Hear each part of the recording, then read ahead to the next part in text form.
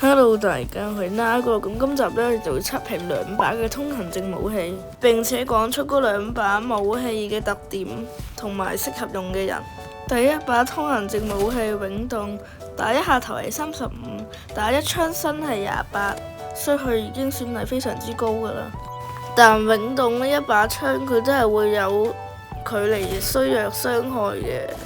另外永動仲有第二個功能，你只要撳一下瞄準掣就可以發出好似冰凍光束咁樣嘅冰。你可以用小刀、背刀或者用短管。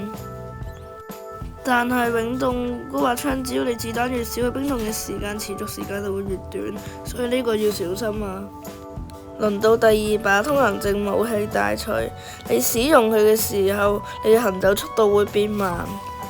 大錘每下嘅攻擊係75，所以係非常之高。你基本上大錘打敵人2下佢就會死。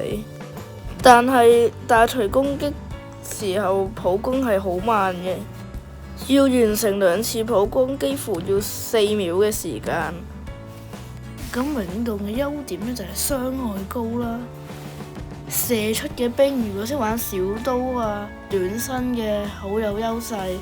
至於缺點呢，上手難度較高，新手唔容易駕馭呢種武器。至於大錘嘅優點就係傷害高，缺點就係行走速度好慢，使用大錘普攻嘅揮動速度好慢。因此我有推薦出咗永動嘅槍係比較適合高級啲嘅人，同埋識玩小刀、短身等嘅人。而大錘就比較適合配搭C4、彈床等武器嚟作配合，以及同隊友配合嚟進行終結。好啦，咁今集呢條片呢就到呢度啦，希望我帶嚟嘅片可以為你解答一些疑問啦。